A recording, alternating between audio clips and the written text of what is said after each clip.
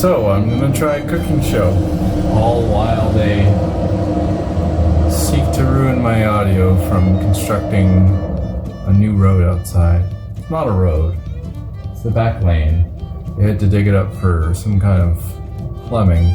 And now they're taking their sweet time covering it up, adding like this much every day of like whatever, crushed stone, dirt. There's like 7 people out there working, just one person actually. Anyways, construction sucks. I can't dip this camera down lower to capture what I'm about to make, making French onion soup. I didn't want to do it on a low angle because then you'd be looking at my nose. That's kind of gross. Maybe the next angle I'll have a different perspective. Imagine having it by the window. I only say by the window because I'll actually have light coming in at me, so I'll look all illuminated, but have it on the other side pointing towards the window, I'm going to look like a silhouette. I don't have much of an option. I guess I picked from the window.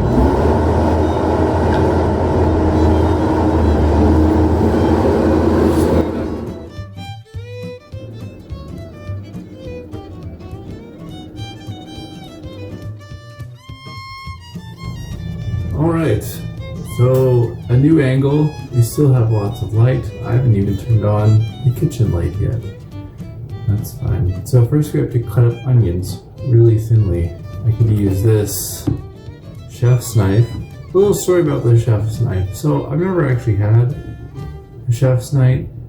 And as you can see Starfleet, they kind of make cheap kitchen products. Like I have this this fry cutter, not fry cutter. I guess it is a fry cutter. Where is it? I don't know. It's somewhere else. But these are some of the pieces, right? So then that goes in there. Out comes one shape, the fry. Oh no. Okay. So this is supposed to be the first stage, and it actually makes fries going that way. So then you just have the fry done, I guess. But then if you put it through the other side, it'll actually make those long fries. So actually the first stage, I mean, to make fries, you don't actually use this. You kind of just plop the potato down and shove it through. Anyways, it's basically made of plastic. I don't think it would work very well in a high volume restaurant, but this thing is quite good. This thing came sharp, which is great. I do have a sharpener. I don't think I've used it. There were 5 other knives. This is a chef knife. I did say this past summer I wanted to get a chef's knife, like a good quality chef's knife. This is what I got instead. Starfrit. Doesn't matter. So that's option 1. Option 2. Oh, do I even have this? I have stuff put all over the place. I don't believe in order. I believe in doing what you feel is good in the moment, which isn't a very good way of managing anything, really. What the heck is it? So it's a mandolin, but this is the part that prevents your hand from being chopped off. Oh, it's right here. I put it where it would be safer, behind a bag of flour. That's always weird. Here's the mandolin. It's a very sharp blade.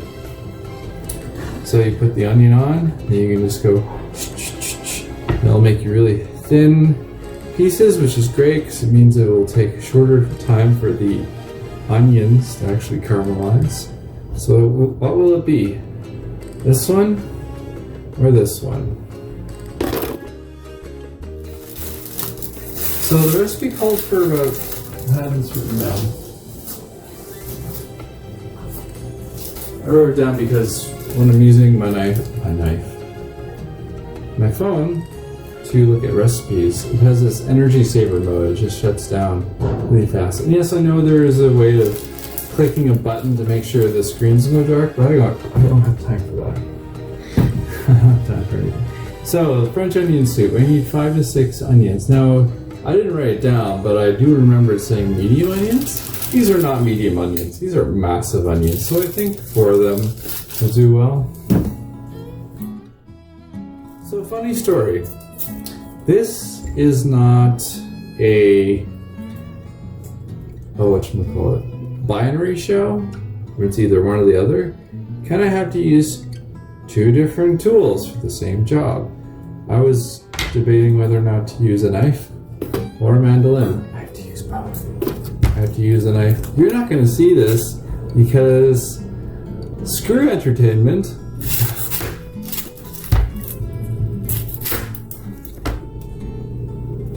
And then you have to peel it and then it'll go on the mandolin. The onion is now naked.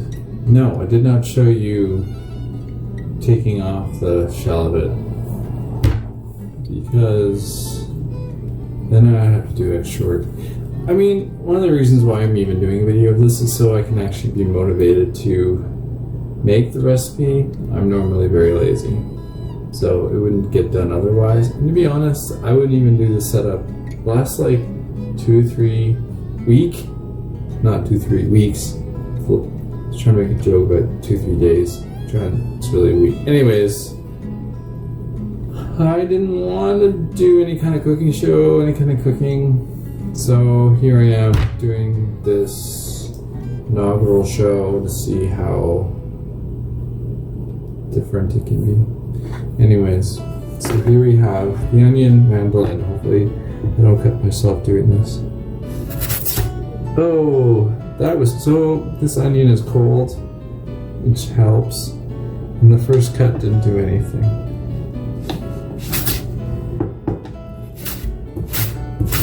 Oh, it's cutting. I think that works. Let me show you. Hey! Sorry, I actually stopped recording it instead of reversing the camera. It doesn't matter. So like, these are thin strips of onion. They're probably what you call stained glass, right? Now, okay, onion rings that you get in a restaurant, they're usually much thicker cut than this because you want the batter to kind of have some kind of surface to stick to. Imagine making onion rings with these. They'd be maybe light onion rings? Maybe not, because the batter itself is actually quite thick, and then it expands even more in the fryer, so you just have less of an onion and more of a batter, which people might actually prefer, because some people who like onion rings don't actually like the onions. They just like the round shape of fried dough. Hey, I just wanted to show you this. I have now transitioned to the little hat he gave me because I really don't want to cut my hands. I have like blood all over the place and having a wound to heal, and then I wouldn't actually be able to like cook stuff, so we're good on track. So as I got down closer to the blade, I started to hear plastic on plastic. So glad that wasn't my hand. So here's what we got. So look, a nice pile of ultra finely shredded onion. I've only got 3 more to do. So I'll catch up. Oh my god, I'm starting to cry from this. Usually when you like refrigerate or cool onions, they're not supposed to like attack you so much. When I'm done this, I will get back to you. Probably gonna use a Dutch oven. Oh, you can't really tell. The onions have made me cry. Oh my god. They're stinging my eyes. I'm sure this isn't a bad thing, right? I'm sure onion juice has plenty of antimicrobial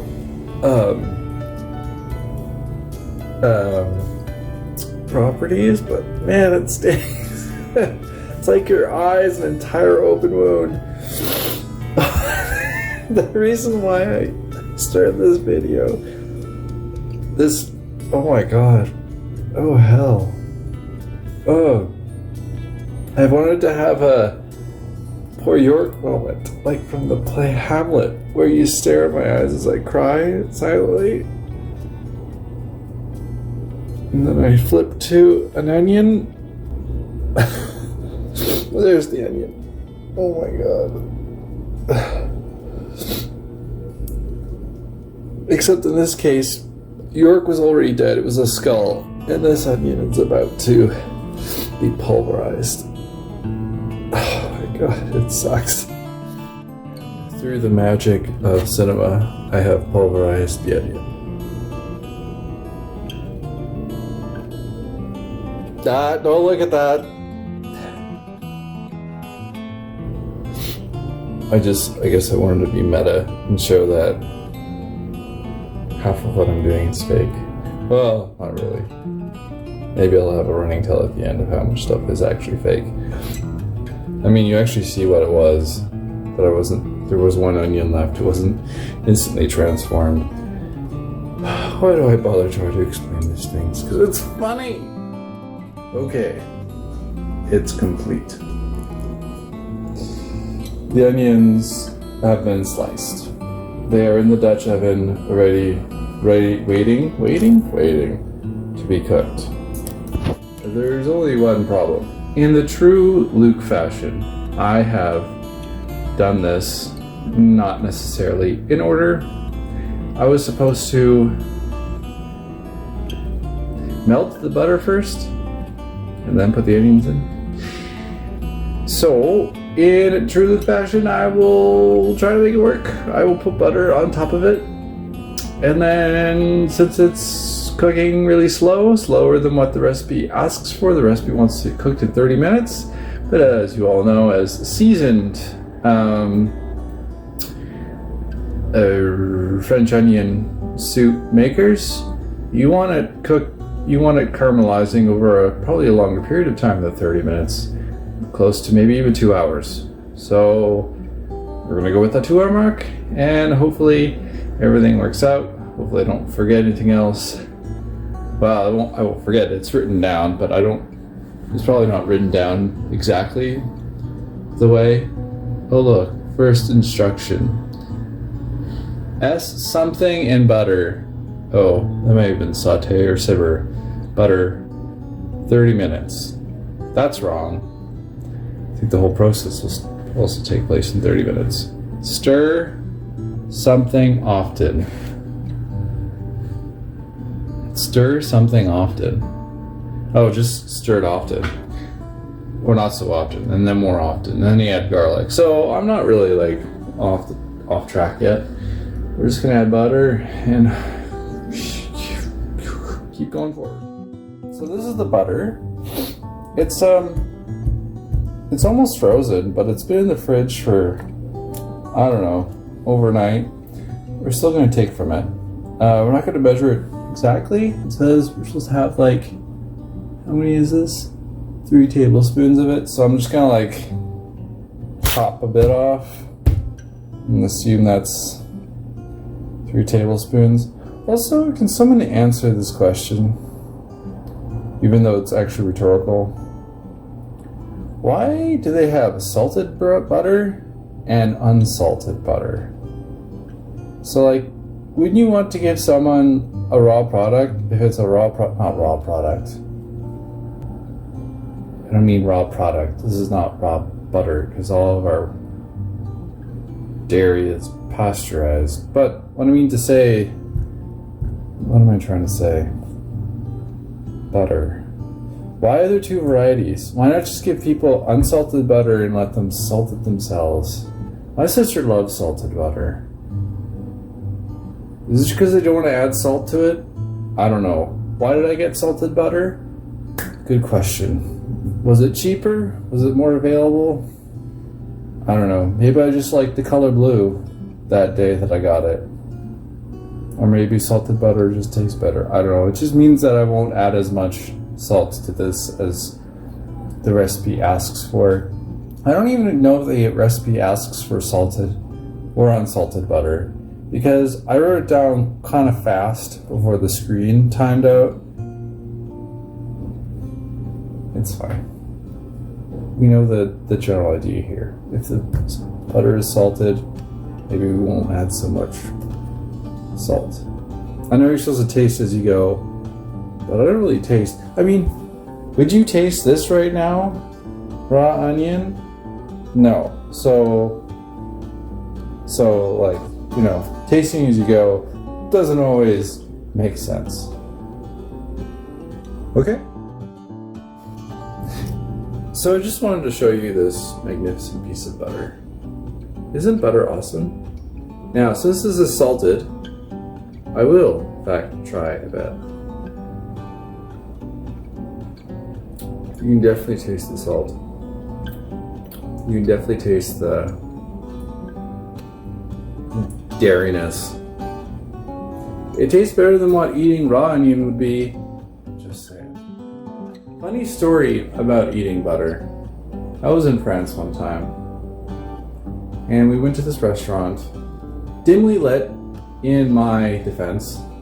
Also, I'd already had a glass of wine, so I was probably not making the best decisions.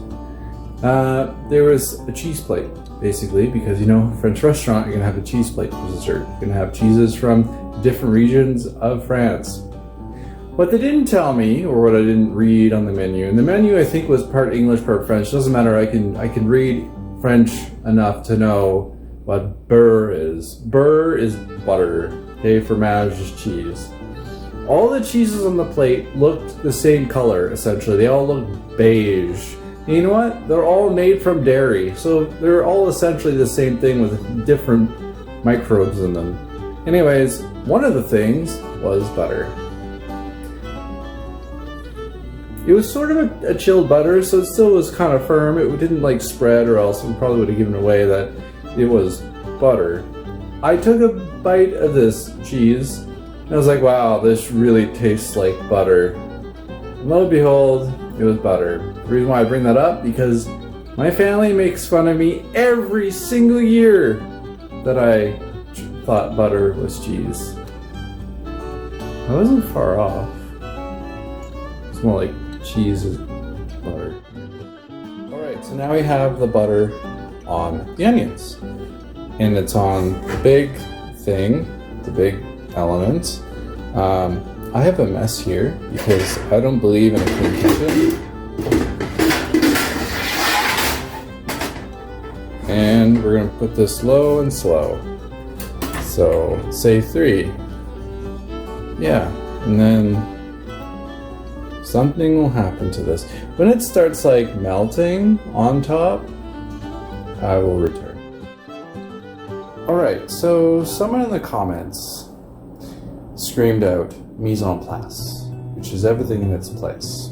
So, I present to you my mise en place.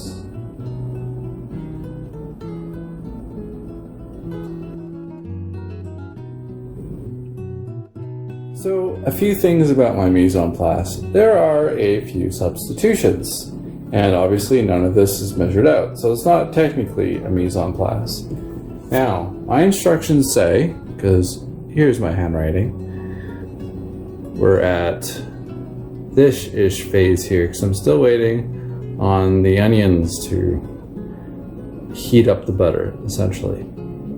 So, 1 cup of dry white wine. I do not have that, so I have vinegar instead, because they're both acidic. Alright, we have 6 cups of stock. This isn't even 4 cups. Look, it has red wine in it. This one is vegetable stocks. Stalks, not stalks. They both have less sodium, which is great. So I'm going to combine the two. That might be weird. What else? Worcester sauce. That's like the one ingredient I have enough of.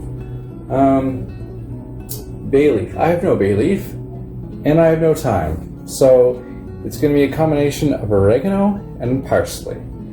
The problem with these is that you can't really extract them once they're in the thing. So this might taste a bit different than normal French onion soup. You know the great thing about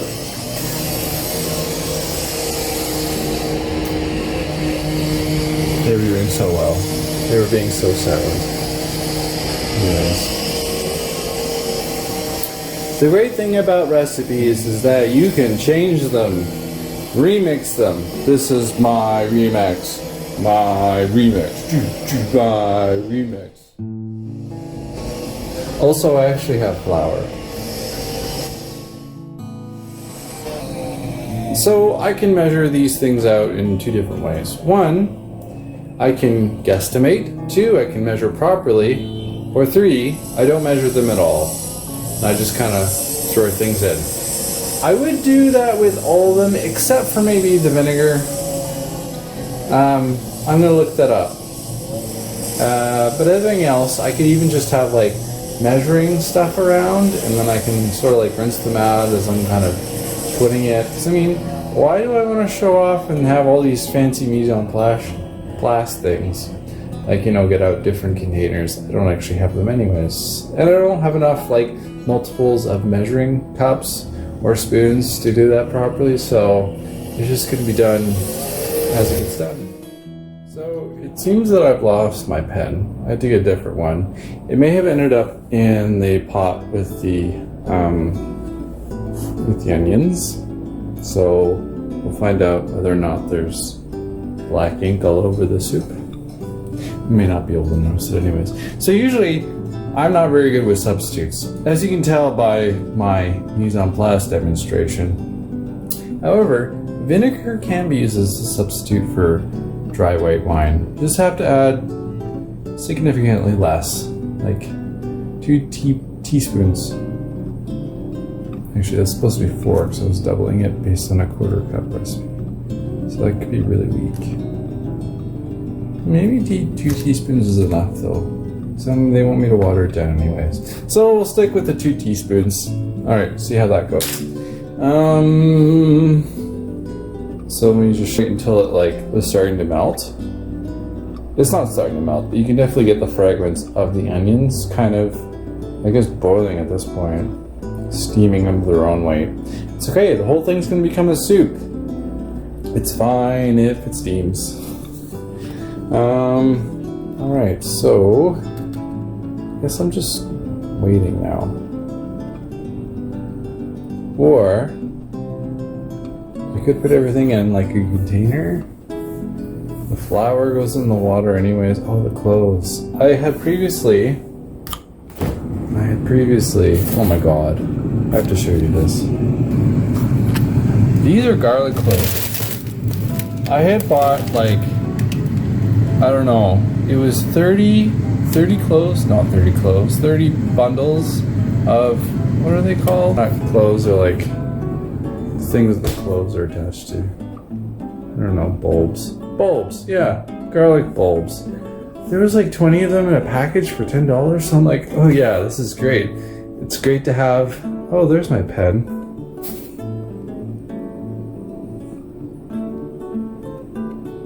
I was sort of hoping it was in this soup because that would make a funny story. Regardless, alright, so I processed them all.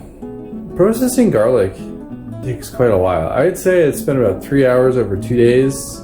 And sometimes the garlic, it like can burn the skin a bit, especially underneath the fingernails, where the skin is more tender. But it went off pretty well. So anyways, they've been in there for, what, 2-3 months? They're great. So we're gonna use, how many of them? How many of them? Let's say 4 garlic cloves. We're gonna use, no. I like garlic. So we're gonna use double that. We're gonna go with 8 garlic cloves. It's gonna be such a spicy, garlicky soup. Is there such thing as a garlic overdose? Maybe not, but you know what, it might happen? It might be bad for like stomach acid reflux. Ooh, the sun's really bright now. Starting to kind of set. I'm kind of downtown where all these tall windows are. Very film noirish, you know. Venetian blinds wouldn't go wrong here, but I guess we have Venetian lines instead of Venetian blinds. Anyways, so a little story about these covers. First of all, I don't know where the containers actually are. I moved here like a few months ago, and well, actually, I moved out of my previous place before the summer. They all went in storage, but before I even moved them in storage, I checked a lot of stuff out, and some things are still in like bins, not a lot, but in bins because I'm the best putter awayer ever. So I have all these covers, but I don't have the containers. I have one container, but that's not actually the story. The story is that back when I was trying to make granola into an enterprise, a startup in a ghost kitchen, I was trying to look for containers just like this. Ones that are stackable, that you can put in like sets or whatever. It just holds the right amount of like serving size for granola. The problem, so these are Betty Crocker, so it's like a brand name. And I got them at the dollar store, and there was like 4 for $1.75. I thought it was a smashing good deal. I went to try to find these again on the internet, everywhere. I didn't go, I mean, I kind of went back to the dollar store to find them like months later, but you can't find these anymore. They're 3-ounce containers. They're really hard to find. You have to go on like a food service container website to just find something that's something like this, but it's not this. These are snap-on lids. These are perfect. I don't know why Betty Crocker stopped making them. These are perfect portions for like desserts, fruits, snacks. They're perfect. They don't make them anymore. Maybe I should just ask Betty Crocker to take over their line, and well, maybe no one was interested in them. I was! Anyways, that's the story about my Betty Crocker 3-ounce containers and how I don't know where the rest of them are, so I was going to use them for mise en place. So I'm just going to use this, 2 small containers, and everything else will be sort of approximated, squirted in.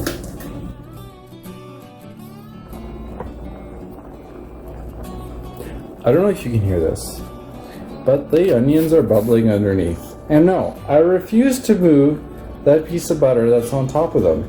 It'll eventually go down, but it kind of defeats the purpose because you're supposed to like cook or at least melt the butter first, have a fat base so that the whole thing doesn't burn.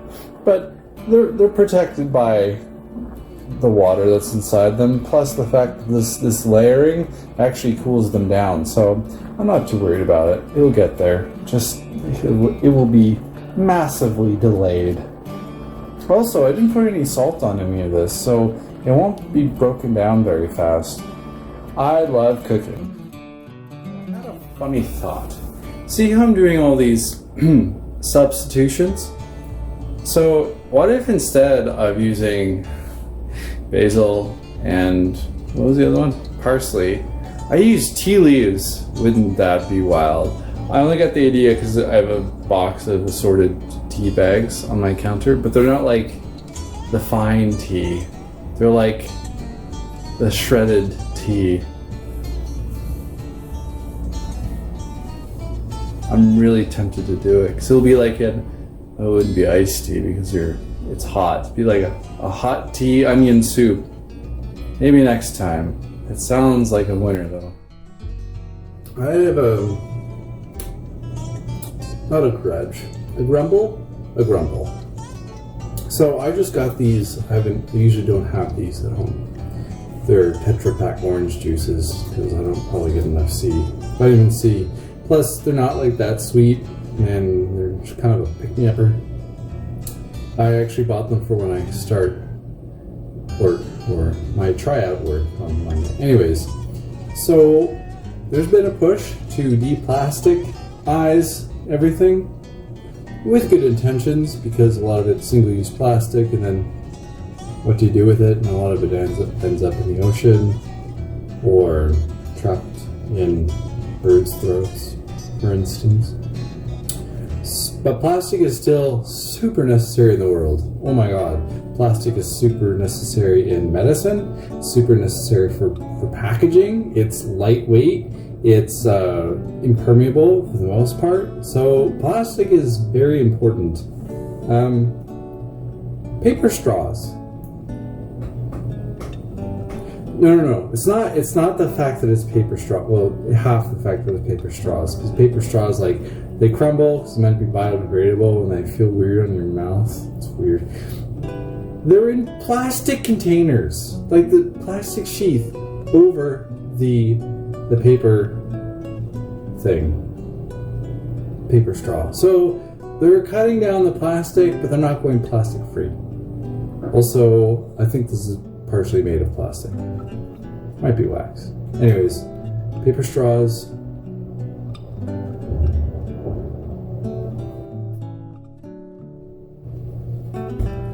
Oh, so I was about to start recording and it decided to do it automatically. Either an AI ghost is controlling this, or because of the proximity of my finger to the record button. I don't know. I'm sorry that I'm not always in a different angle. Actually, here, watch. Alright, so I'm in a different angle. What was I talking about? This is my first video, so forgive me. I mean, among all the things that I've done so far that are wrong, I didn't wash my hands before starting, and I've done food safe. It hasn't expired yet, so technically I should know better. So, food that I make should technically be safe. This kitchen, however, has not been certified safe. So anything I make in here, I can't sell it. But I myself can work in a place that requires food safe. I didn't wash my hands. That sucks. That's a bad habit to get into. 30% of people, and I learned this in nursing school, 30% of people do not wash their hands or wash them properly. There are so many steps involved in washing. From the soap, obviously, the water, the taps. Freaking taps. People will wash their hands. I mean, what do we call washing here? Rinsing your hands for like 2 seconds, is that washing? Not even using soap? Okay, but then they turn the taps off with the same hands that they rinse their hands with. Does that make sense? They turn off the taps, the hands that they wash their hands with. What you're supposed to do, you're supposed to use like paper towel or something that isn't your hand that you just washed. It aggravates me so much. I've seen it happen so many times. I've told people and they're like, meh. Or they're like, I don't have time to wash my hands. I'm like, you're literally paid by the hour. Anyways, so I didn't wash my hands. That's bad. However, everything is gonna be cooked to shit. I mean, pardon my language. Everything's gonna be cooked to hell in this pot. So it's all gonna be pasteurized. So it's not 100% evil. You know what I mean? But it does reflect bad on me, especially someone who's food safe certified. Food safe certified. I still look up cooking temperatures. I mean, you do this multiple choice question once every 5 years, and they expect that to be enough. Go figure.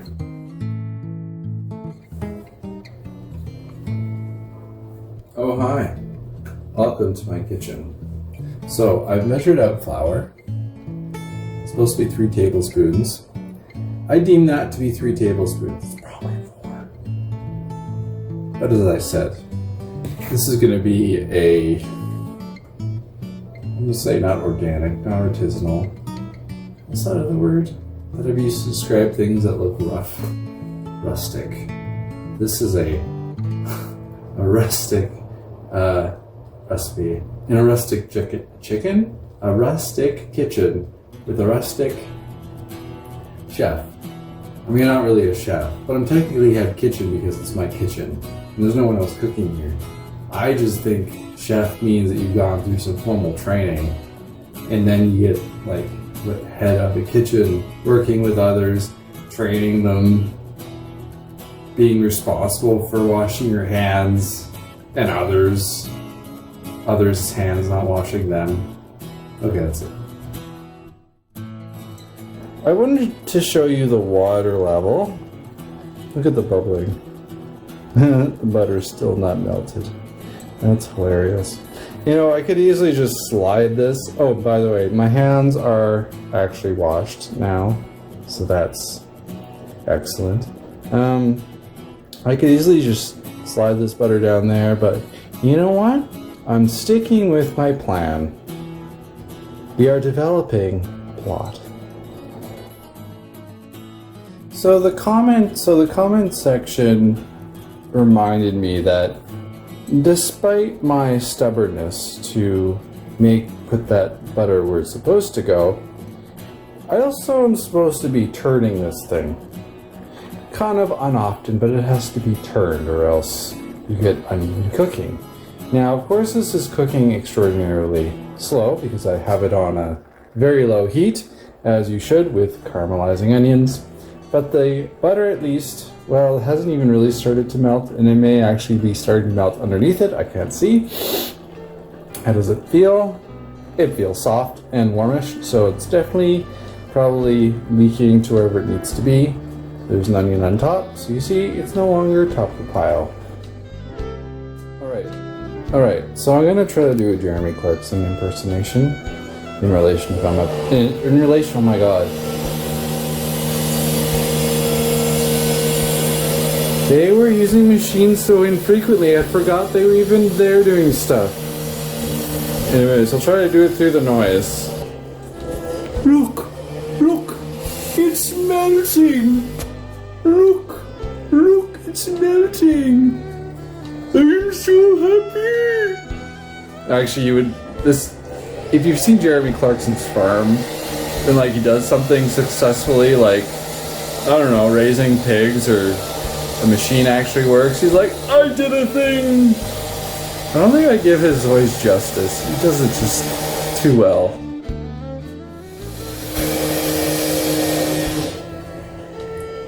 I think they're using a chainsaw. I'm not sure what they're cutting. I think they're setting up boards to fill the area with concrete. That would explain why they're putting crushed stone down first. And also, I saw them build one of those.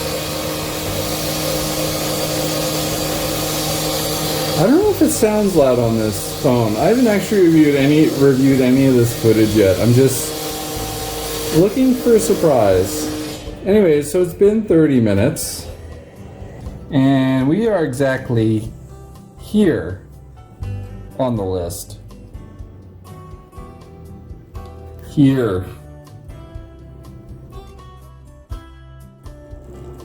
In butter-related news, the butter solids are finally changing state. Look how wonderfully semi-orange yellowish that is. We are getting somewhere. What I'm not really happy about, though, look at this thing. This was not cut properly. But you know what? I believe every onion piece is great. I will not abort it. No, the onion soup is not finished yet. I decided to sit down because it is going to take a while for the onions to caramelize. They're generating a lot of water, and that has to essentially evaporate so that I can add more water. Flavored water, though. And all the onions haven't released their water yet. So, that might take a little while. Also, it's on like a 3 setting, 3 out of 10, which means this might take a while. One of the unfortunate side effects of cooking onions, or as my mom would say, boiling them, the whole house is going to smell like onions. Now, I could light candles if I had candles. What I do have, I have an air freshener behind me. Air freshener. I don't know if it actually sucks the bad vapors out of the air or just masks them. Do I care? No, because whichever one competes and comes on top, that is the one that I smell. Problem is, it could get in my clothes. Again, do I care? Maybe I should. But do I really? No. What am I looking at? So I sometimes get these wacky ideas. It's mostly like a advertising copy exercise. I'm not in advertising, but I feel like I might be able to qualify. I feel like I'm a bit old-fashioned. Like, I'm not like a graphics person. I'm just like a wordplay person, maybe. I guess it takes all kinds, but if you're looking for someone to do it all, this ain't it. So this idea is called, well, it's a car company. It's called okay, the way I'm reading it here, it says Miniman. And you know what? Maybe that's actually a better title for it. I'm going to say Miniman. It's not really a mini, unless you consider a sedan a mini. Also, it makes it seem like the car is a male, when we all know the stereotype that cars are female somehow. Oh, I just get that because when you put gas in the tank, it's like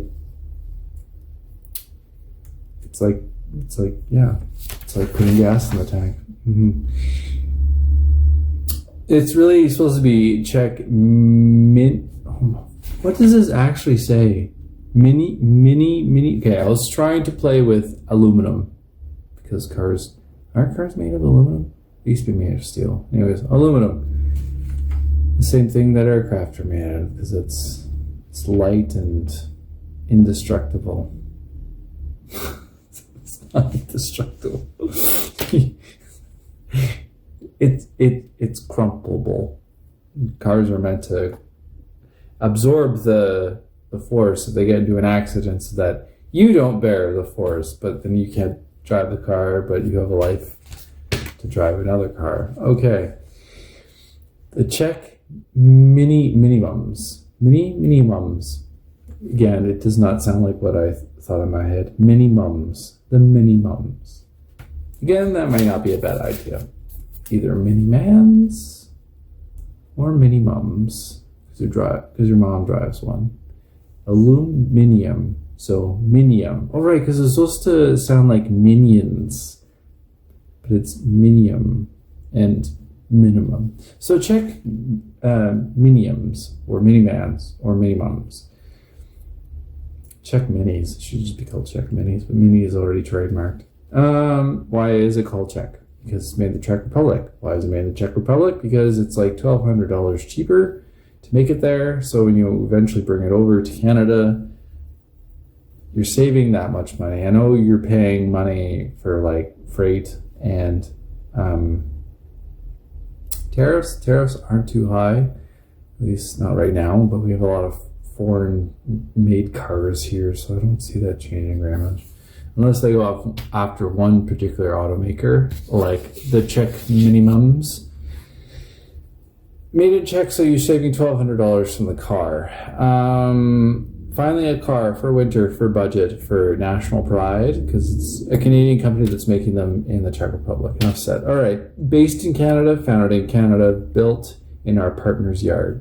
Partner because we have sort of free trade agreement with Europe, but also we're allies with Europe, so that sounded fitting enough. European built, obviously made in the Czech Republic. Highest safety standards in the world.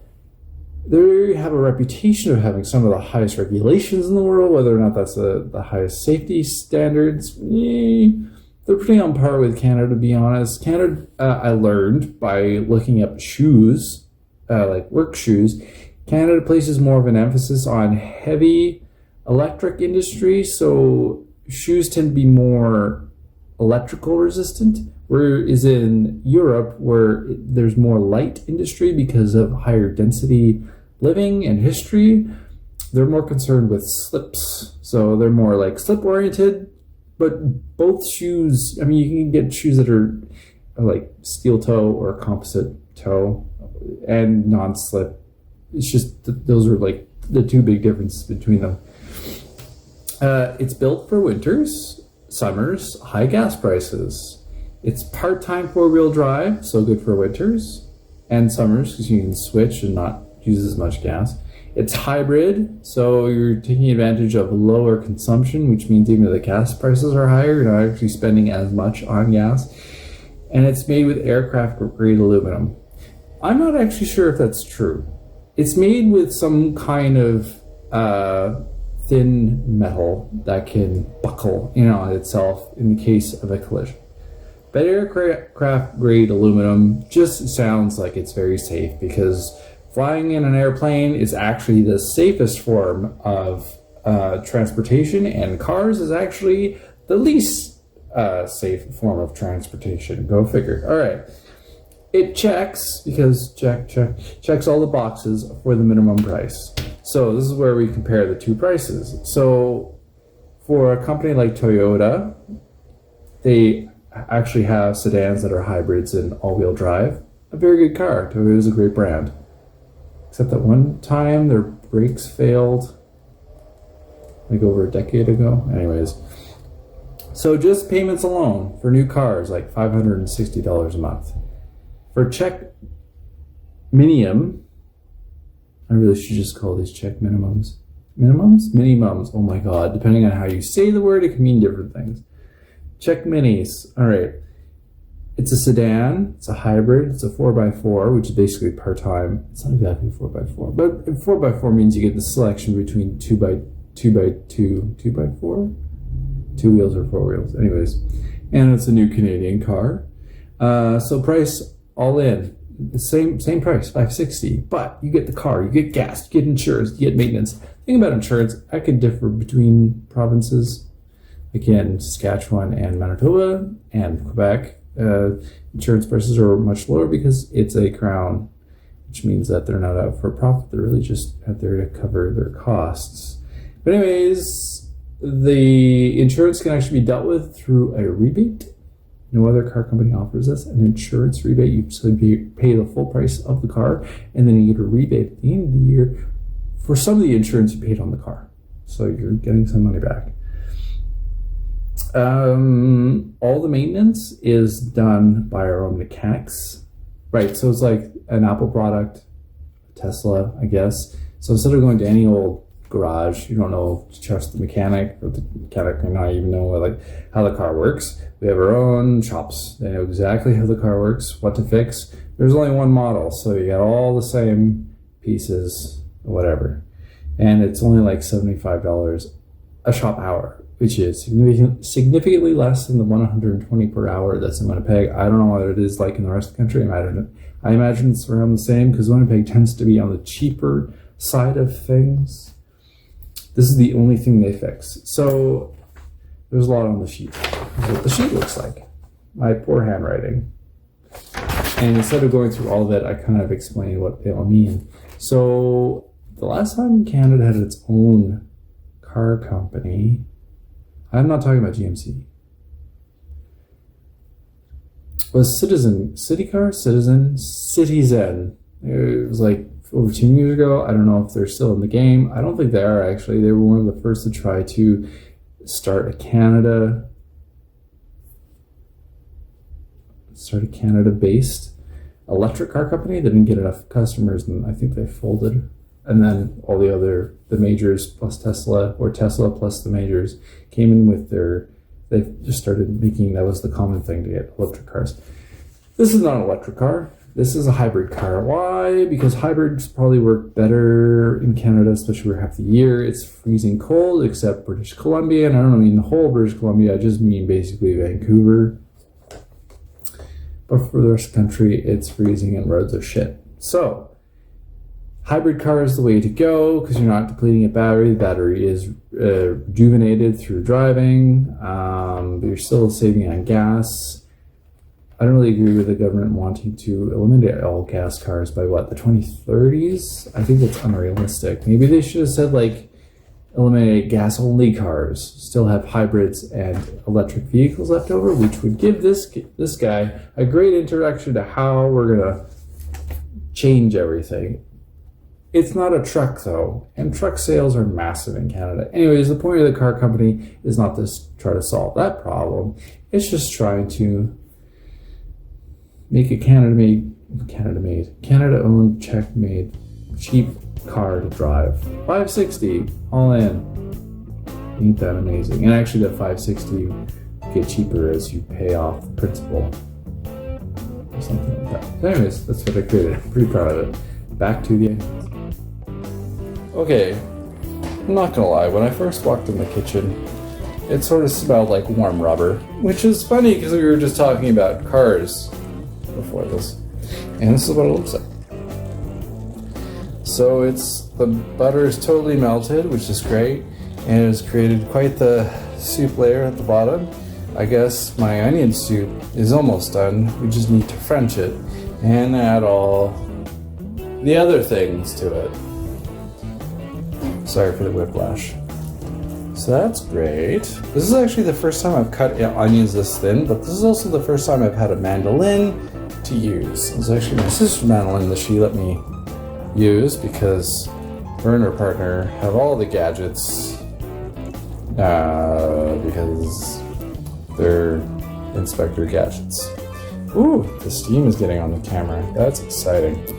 So I have to let that boil down even more because we want a lot of that liquid gone.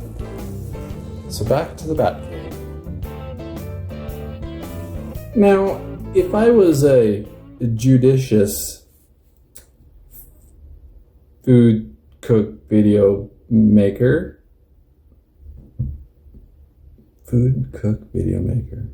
yeah, I would just wait until the next stage is complete. But since I put off making a video about my style of cooking for the longest time, I just feel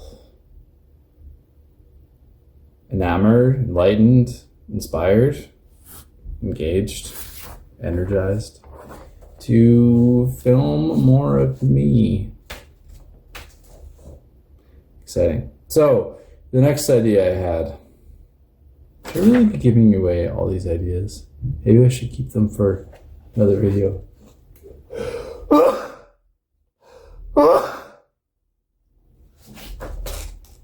Should I cut that out? Maybe by virtue of me saying that, I won't actually cut it out.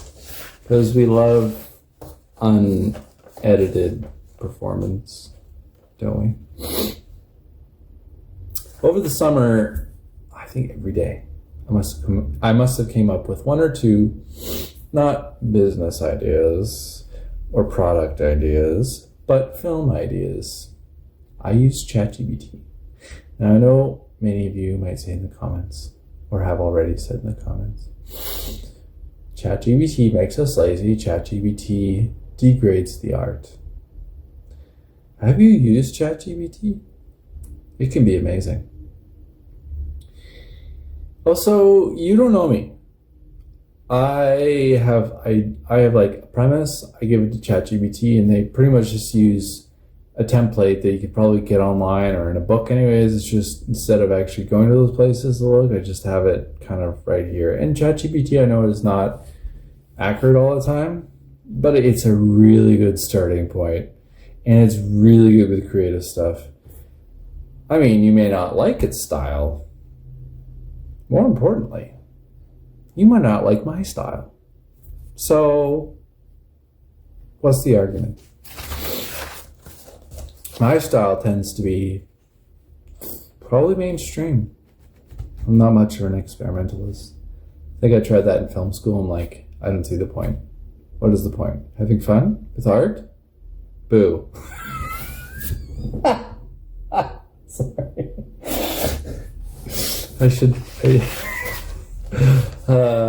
feel free to remix any part of this video. Anyways, so this was supposed to be about caramelizing onions and making caramelized onion soup. And it turns out to be just a video about me, which is fine. And to be honest, if I didn't have the screen here, can you see my hand? Yeah, if I didn't have the screen here, it'd be a lot less fun. The fact that I have monitor is amazing. I must think very highly of myself. Not necessarily of my voice, though. Or of my front teeth. Oh, yeah, the ideas over the summer, full of premises. I was gonna collect them all and, like, print them into a book so I could, like, look at them whenever I was feeling down and be proud of what me and ChatGPT came up with. ChatGPT, I felt, did a lot of the heavy lifting. They seem to focus on 8-episode series, the films were okay. They were normal length. I'd say 190 minutes.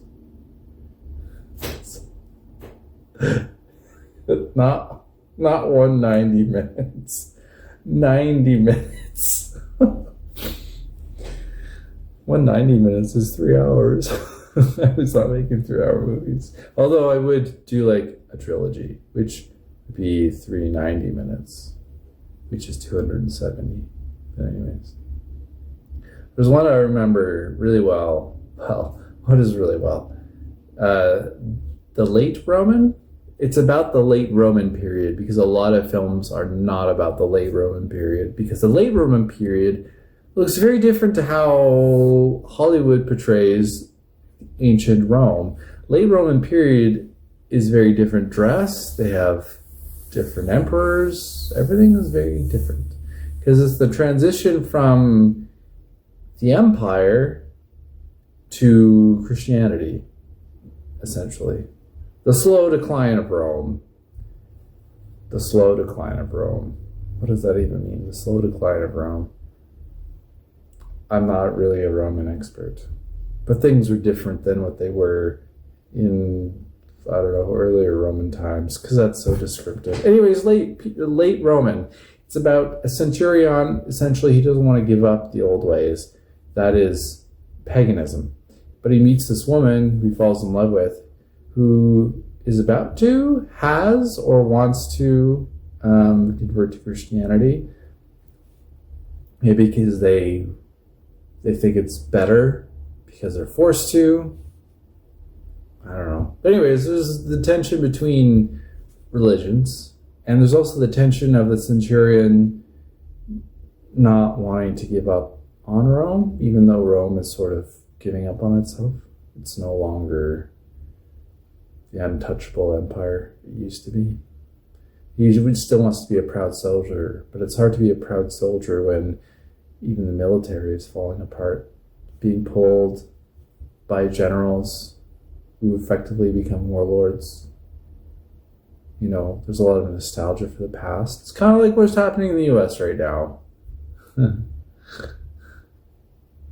I mean, it happens in big ways and small ways everywhere. It's just change, really, and not wanting to give up on change because either you had a privileged position then change, or you actually believed in what it used to be and it made you feel good, and now it doesn't feel good that it's going away. Anyways, the Late Roman, and it was supposed to be, was it a 3-season series?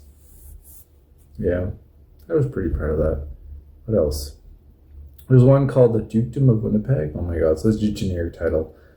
I had to start with some title. Anyways, so the idea is that Winnipeg is not a democracy, but it's like Rimworld, or the city of Ankh-Morpork, where there's like the patrician in charge of everything. So there's no, I mean, there's debate, but there's no like democratic messiness. It's just the duke kind of deciding everything. But then the city works more efficiently and all that stuff. You know, all the people who want totalitarianism to be a thing because they think everything runs more smoothly. It's sort of that idea.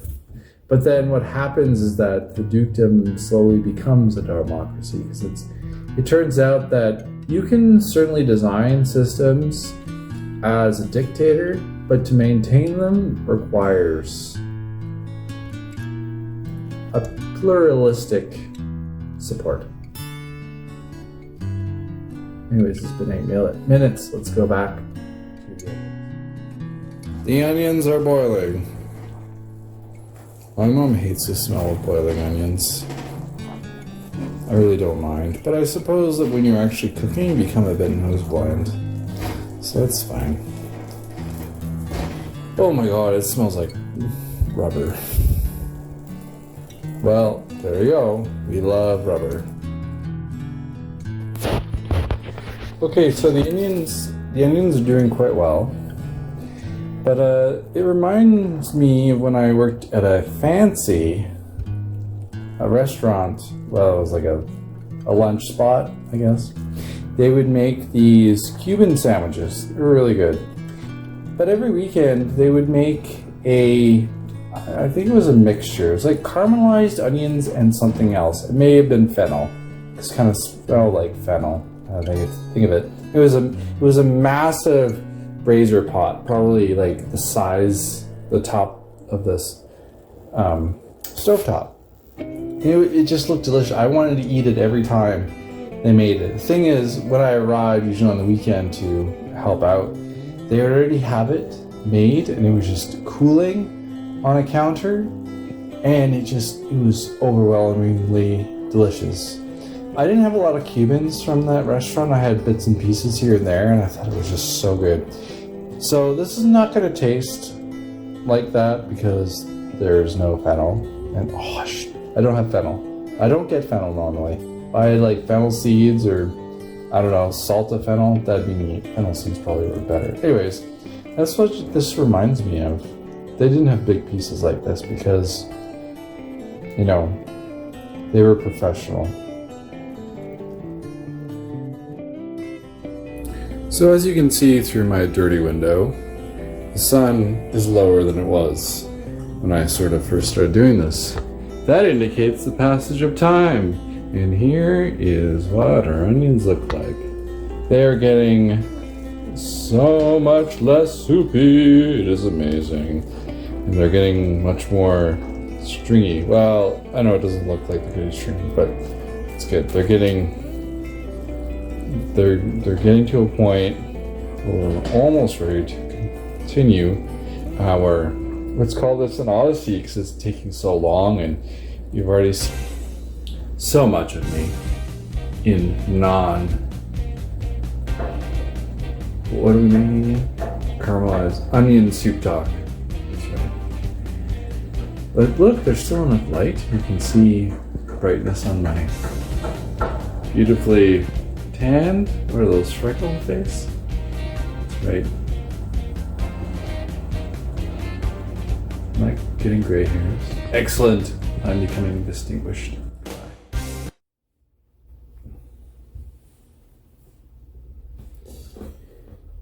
Was it a good choice to have two decaf coffees in 2 hours? Well, they are decaf.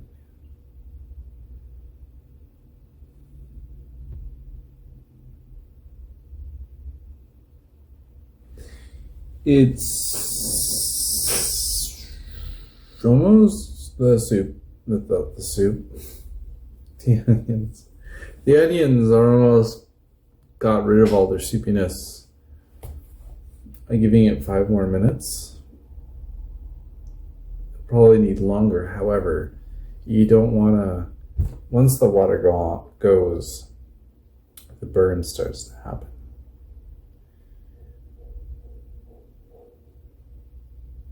And you kind of want to have them colored. So I might have to lower the temperature even more. This is going to take forever. This was a bad recipe to suggest that you could do this in 30 minutes. What kind of onion soup were they hoping for? Blonde onion soup? Non-French onion soup? What's the opposite of French? American onion? What's the opposite of France? I don't know. Are we looking at a direct line through the earth to see where it ends up? It wouldn't be direct. It would be the diameter difference. I know there's a word for it, the diameter difference for France. It might be somewhere in the middle of the Atlantic Ocean. It might be in an island somewhere where they have no onions. Onions can grow anywhere. They're like potatoes.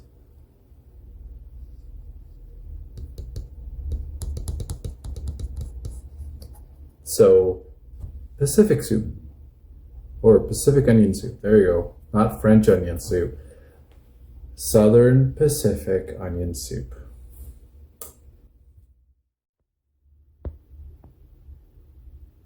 So I'm still waiting on the onions. And it's dark outside, so I've had to turn on my light. I asked ChatGPT, I feel like I should go to cooking school. I've worked mostly in kitchens. I know I have a fine arts degree, but I love perusing the grocery aisles for ingredients and kitchenware. Oh, that and because I suck at typing apparently. I now have a dream of opening a meal prep company with ultra low cost meals in bulk. It would be fun, hard work. And in response, ChatGPT lists 3 things. Reframing your vision as a civic culinary system. Fine arts, culinary storytelling.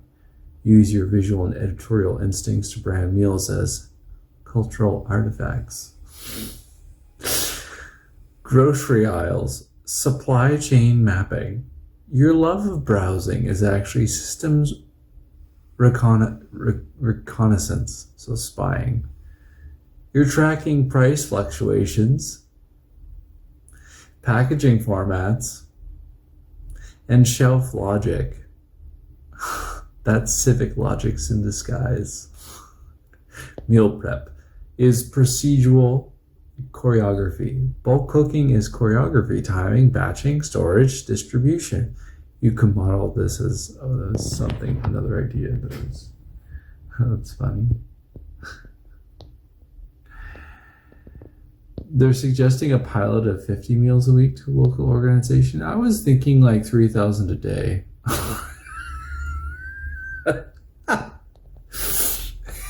I worked in summer kitchens where with a team of 9, we would make for 450 people 3 times a day, over 1,200 meals with 9 people.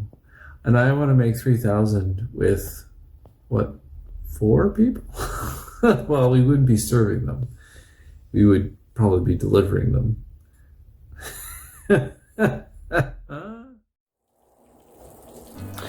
It has now entered roux color stage. And it is smelling very buttery. So I put so much butter in this. Look how oily it is. It's gonna be really good. Except for that piece. That big disgusting piece. I know the comment section wants me to get rid of it. I'm not getting rid of it. It's part of the learning process. My pride. Yeah, so this is gonna caramelize, definitely. I don't know at what point I'm going to add the other stuff. I was hoping it to turn an amber color, but that might be a little ridiculous. I want it more red. Be more red, please. So now that the water is pretty much gone from it, it should cook faster, even if it is only still on 3. So I sort of have to stick around.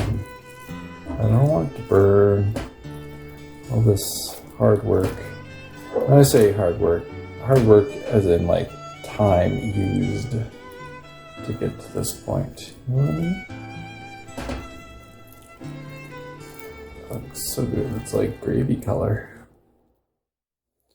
So I've learned from my friend and consultant, ChatGPT, that this light brown sugar color is the start of caramelization.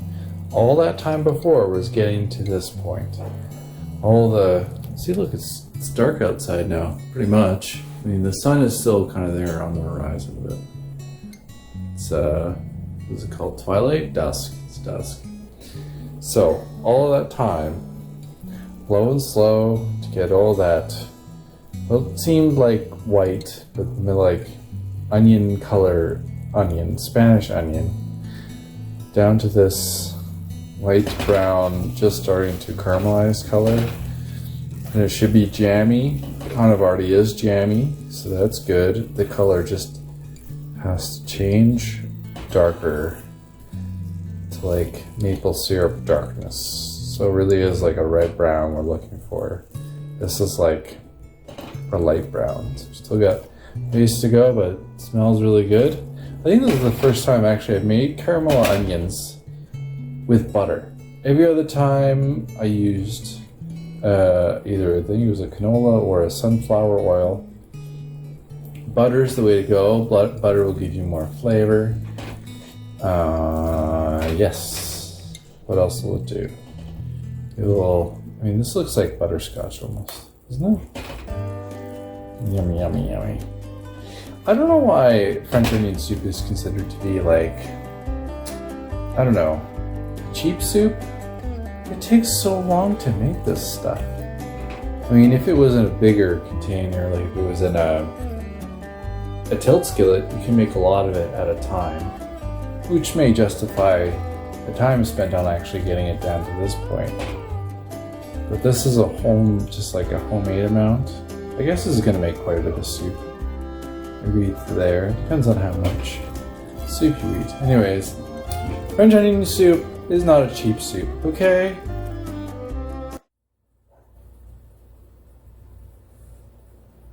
Takes a lot of patience to make properly caramelized onions.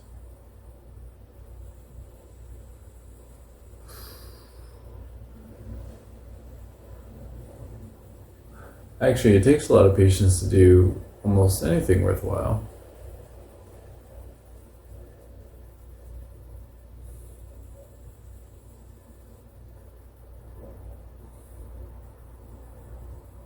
It's gonna be worth it though. I hope. So far, it's okay. Having the butter put in arguably later than it should have gone in has not ruined it. But there are still many points to ruin it.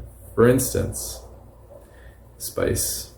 I know you're gonna say, Luke, don't do it.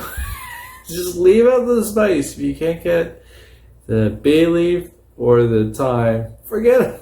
Forget about the spice. Don't ruin your specially made French onion soup. Know what I have to say to that?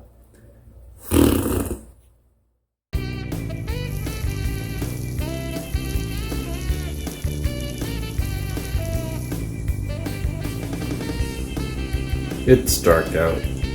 I'm not waiting any longer. This is good enough for me. So we're going to continue to add stuff to it. I need to get my sheet of paper.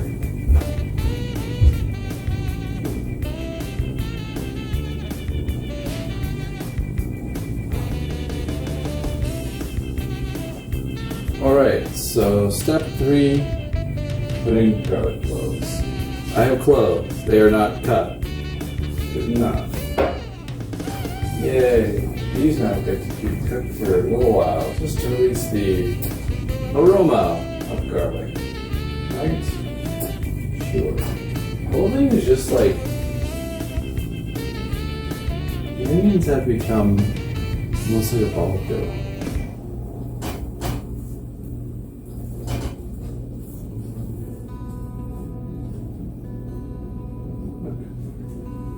They are a ball dough, which is great because I'm going to be adding flour to them. Hee hee. Alright. Am I smelling the garlic? I am smelling the garlic. Good.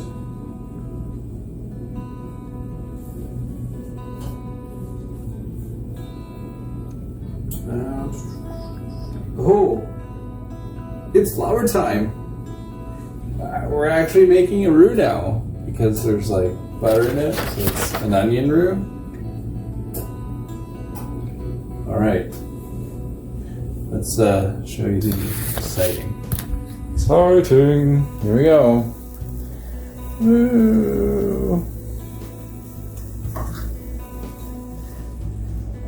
Alright, I'm just going to put you down. Sit up and then show you what it looks like afterward. Oh, this is interesting. It really is like trying to make dough. So kind of spin it around so like no liquid left. So it's not around too much.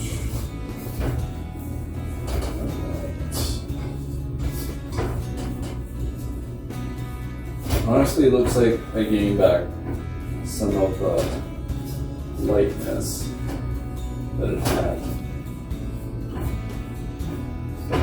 Well, now this really is like a lot of dough. Let me show you. Dough. It's okay. Still have to add liquid. Alright, I'm adding my vinegar. You know what that means. Oh, it hasn't actually been opened yet. I just bought this today. I'm glad I didn't go with the 6-liter container. Well, I was gonna have it in bulk, but it's cheaper and bulky, but you know what? I keep moving. There's no sense in having anything a lot of. So, we're gonna go with what? Half a teaspoon. I don't know how much half a teaspoon is. So I'm gonna do like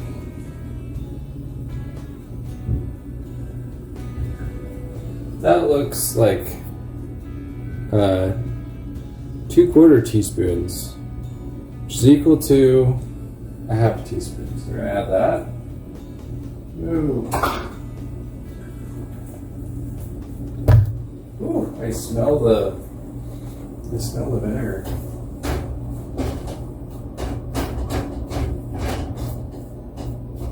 This is so funny. Looks like cookie dough. Alright. 6 cups of stock. I have my stock. So we're going to start with beef with wet red wine. That's exciting, isn't it? Red wine has sulfites in it. But I'm only allergic to sulfa. Alright, so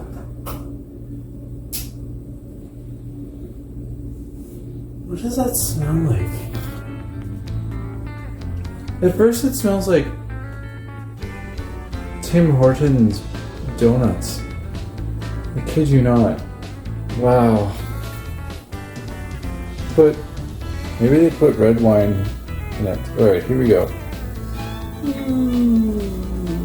Put on a bit of the spoon. So we need to add 6 cups. 6 cups is a liter and a half. This isn't quite a liter. Well, this is the soup portion anyways. That looks like red wine. Holy crap. It also just kind of looks like raw beef juice, which is great. So happy about that. Alright. So it's going to be 100 mils from this vegetable. Like a liter plus 500 mils, so 600 mils. So almost a third. No, 2/3. Okay. I'm gonna go by feel.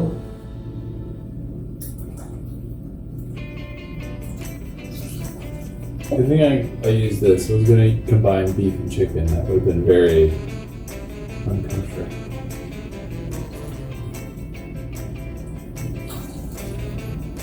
I feel like trying to feel that a third of it's from my hand.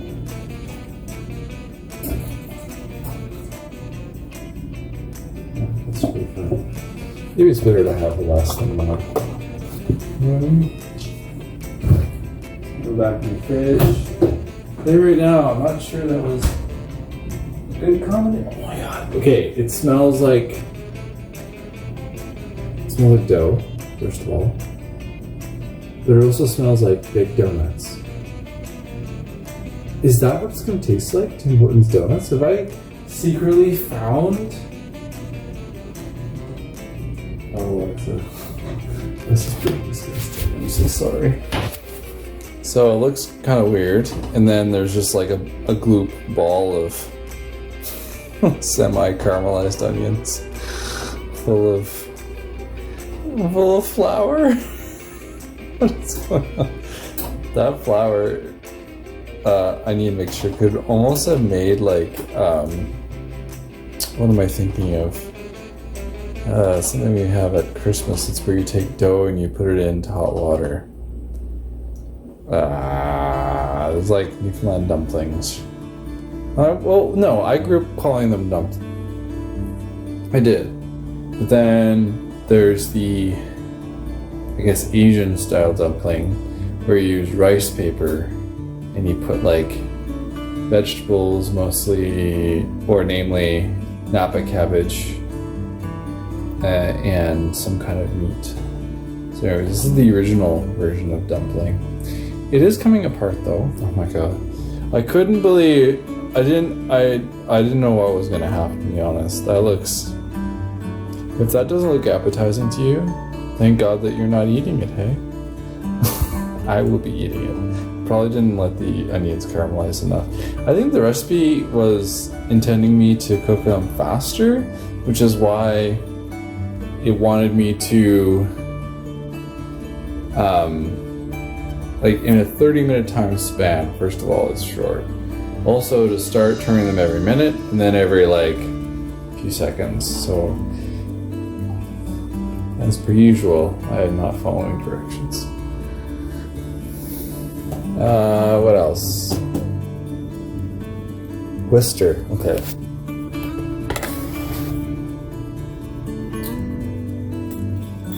So when I bought this can or container, it's already kind of leaking. Not leaking. It had stuff on it, so something else must have been leaking on it. But this was sealed, so I'm treated as okay. A teaspoon. So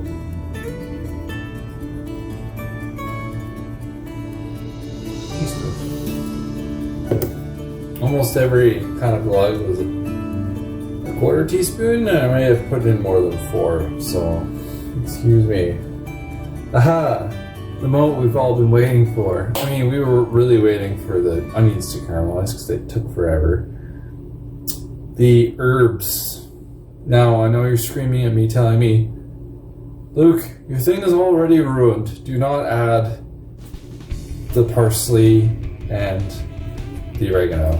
I may have said it was basil first. Anyways. So here we are. Teaspoon of each, essentially. So we're just gonna do this.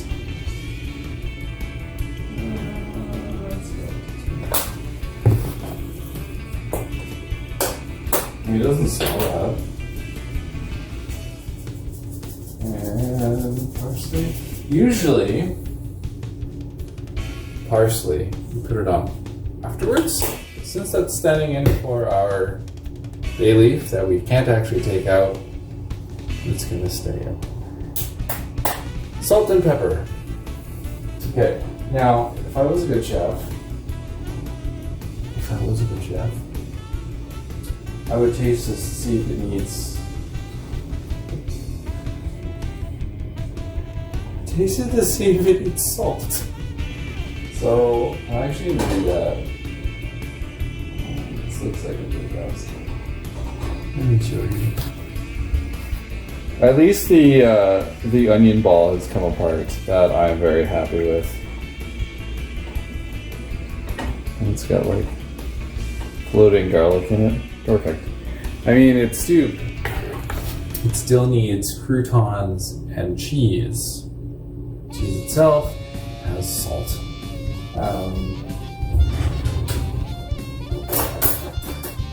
So here's our spoon. ready for disaster.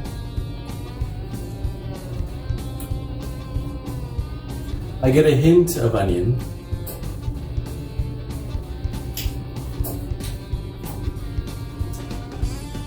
Largely tasteless, which means I need to add salt.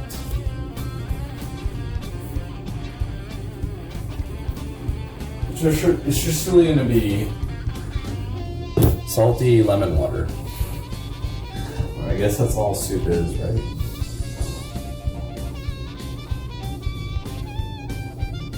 Nice. Well, you know, I made a loaf. Let me show you. I don't know if I have any light. Okay, so I made this loaf, which is brown. Okay? I was trying to use up celery that I was going to throw out. Nene. It could be made into a soup, could have been frozen, but I decided to make it into a loaf. That also includes potato, carrot, flour, egg. When I first tasted it, I will not lie, I did not like it, but I was so hungry, I ate it anyways. The longer it stayed in the fridge, and maybe because I'm also a little lazy at cooking stuff, it was still good. I mean, it's a loaf. I love loaves. I love loaves. Once had a vegetarian meatloaf. Oh my god, so good. I think it was lentil based, lentil and mushroom based. I love loaves. Unless, of course, Christmas loaf. You know, the one with the jelly cherries. I'll eat it, but I do not like it. Unless we put like some rummed raisins on it, something to cover over the taste. No, I think it's mostly the texture of those cherries. Oh, it's like those marshmallow candies you can get, the banana and strawberry. Oh, I get the same disgust. All right.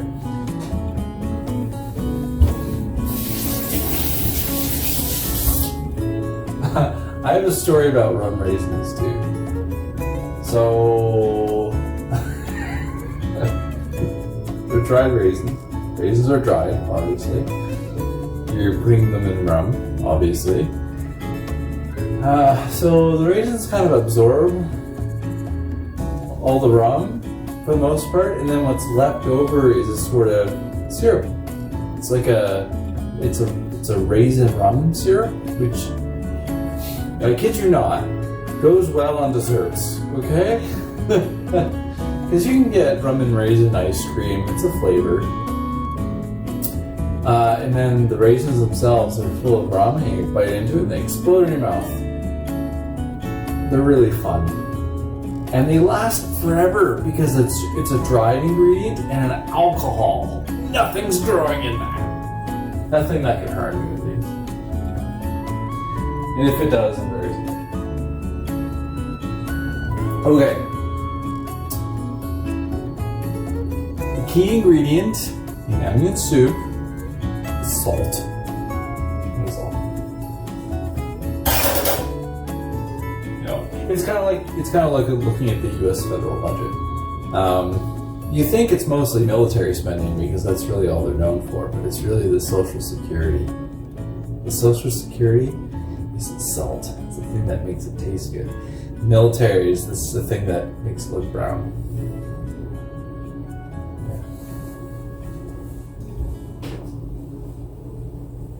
Okay, so we got all that. Now, what does it need me to do?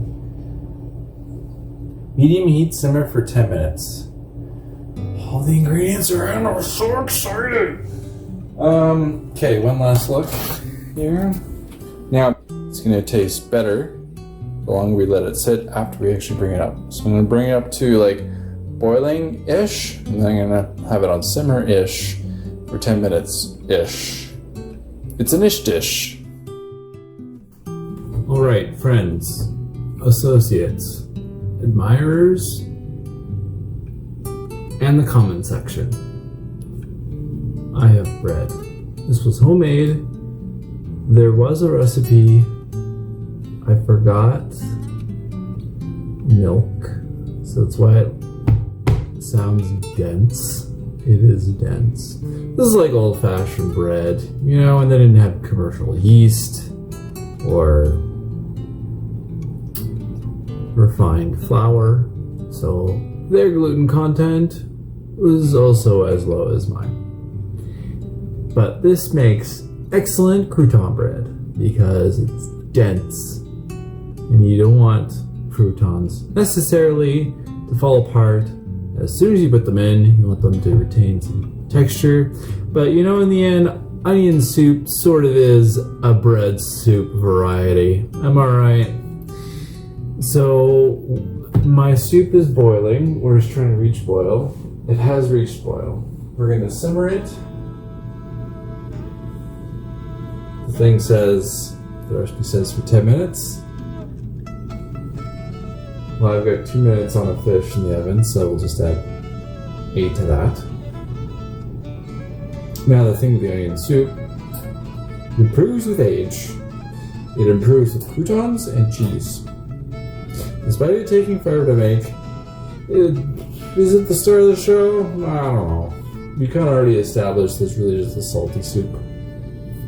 So, I mean, not like seawater salty. I mean, like seasoned, but salty soup. Okay. If you're gonna say that all soup is essentially salty, no, some of them have cream in them. That I would call a creamy soup, even though it has salt. Anyways.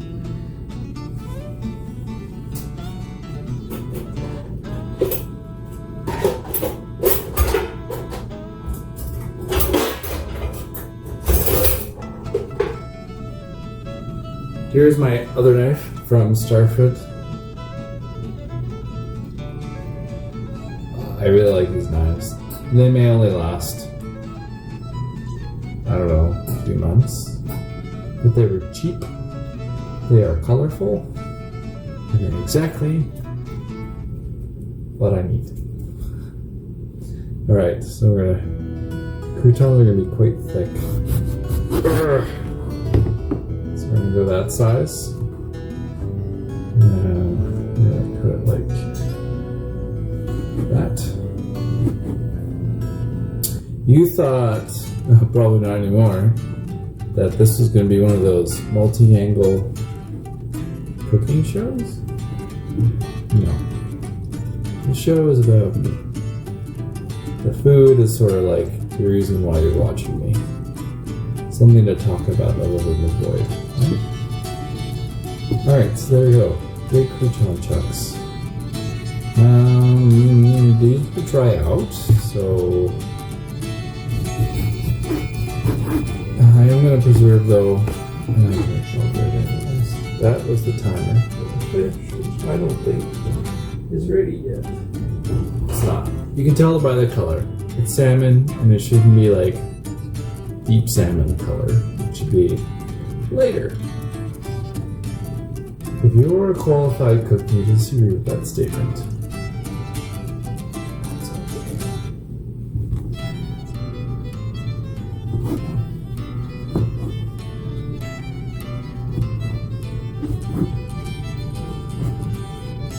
I would recommend this recipe if I had actually followed it. Since I didn't really, I cannot recommend it. Simple as that. I want to use some of this bread for dinner. Yeah, salmon on bread. No problem with that. So what I'm going to do is going to cut the butt end. It's going to be who likes the butt. I'm going to make a comment. Thank you.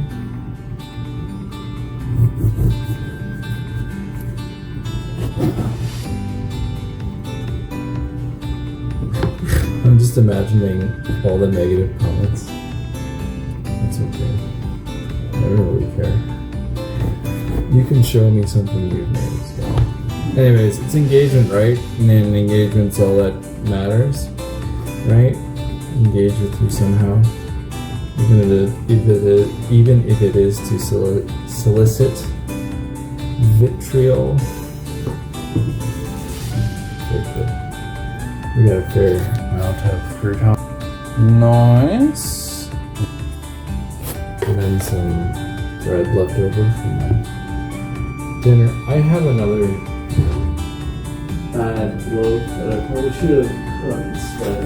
Or in addition to, just did not have a fun time in heaven. But it was actually afterwards, it just kind of like.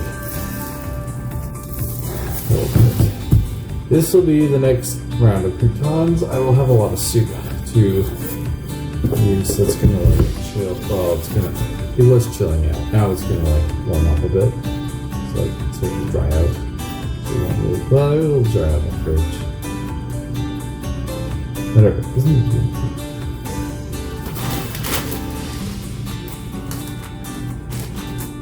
Oh, I didn't add the 8 minutes. I guess it was okay, so that's cool. When that's finished, I'm gonna add some cheese onto it, and I'm just gonna add some croutons. It's gonna be like a rough idea of what it should be, because ideally you should toast the croutons and let the soup sit verbally overnight or 2 nights. This whole video has been a rough thing, so let's just keep it the food.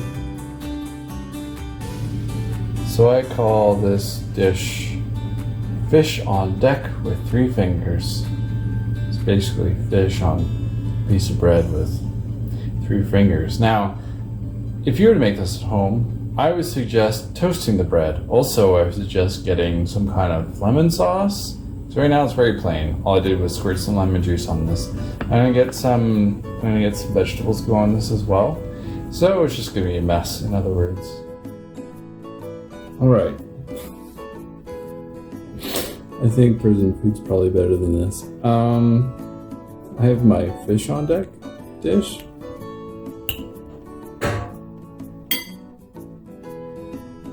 This is a taste test. What was I thinking? I was looking for entertainment value. That's what it was. So you can laugh at my misfortune. Alright, here it is.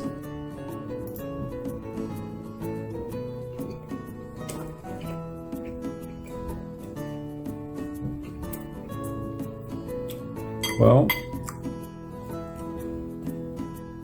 you can taste each part of it. You can taste the lemon, the pickle, salmon, and the bread. Oh, and the 5th ingredient, hunger. You can really taste the hunger in this. Well, thanks for watching.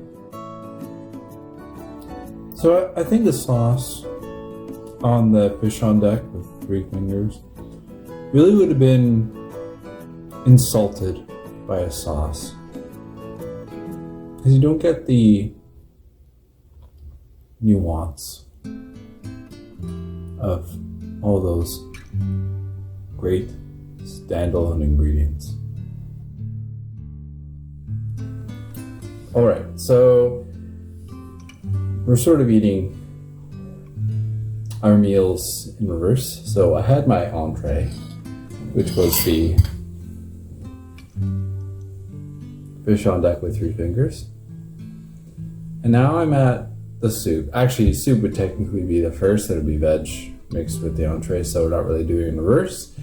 We're just doing it all over the place. Alright, so I don't have a proper bowl.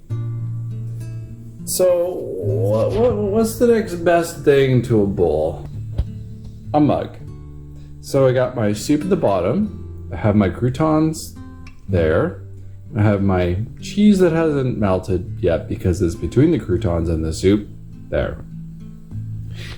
Though that mug was graciously donated by my patron family. But it's a nice mug. And I only have 2 mugs. But this one is a nice size mug, obviously for this intention. So the soup should be hot because it just finished. What's the word? Simmering. So now, the cheese isn't really melting. It's basically submerged in the soup, but it's not melting. That's okay. This is not a mozzarella cheese. This is an old white cheddar, which means it's not going to melt as fast or as well. Here, let's go. This is going to be so hot.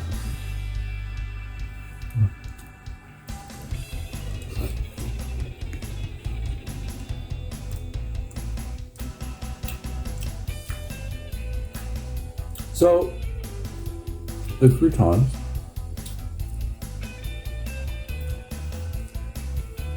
I did say they were dense, which means that they won't fall apart. But you almost want them to fall apart in an onion soup, and the inside was not saturated at all. So it was like wet on the outside and dry on the inside. This has the promise, expectation of an onion soup, but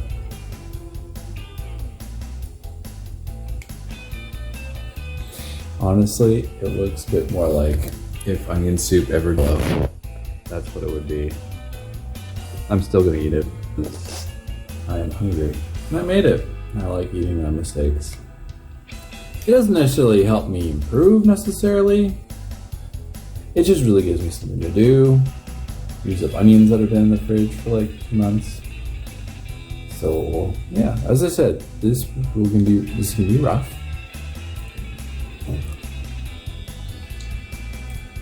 Oh, second bite's already better.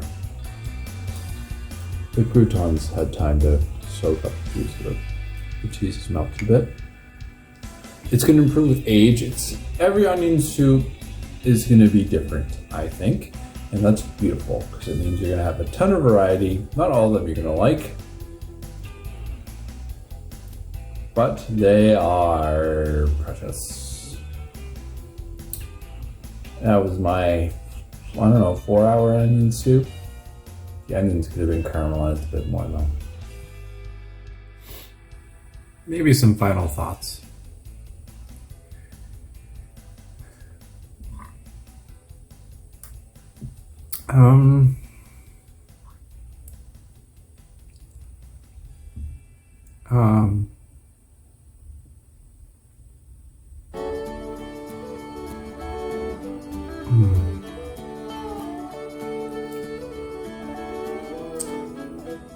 I'm kind of split. So I know that I made a lot of substitutions, and I didn't actually follow the recipe technically, but it still turned out good. I mean, there's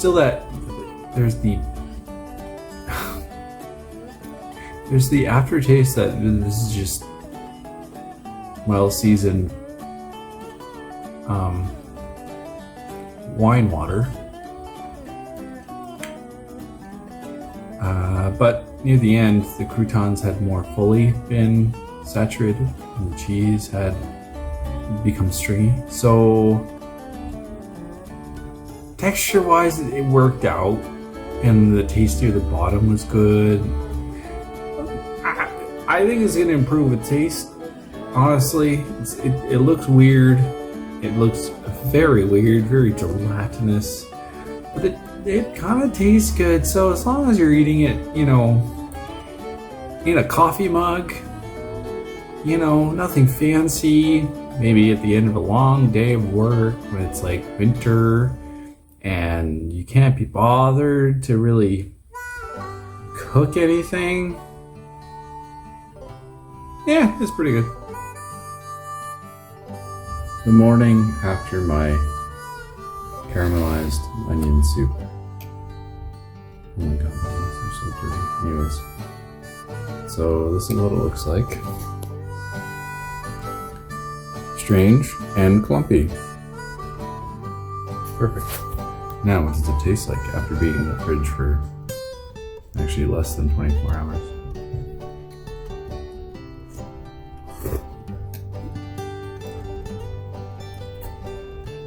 Hasn't gotten worse. And still, it's pretty good. It just looks weird.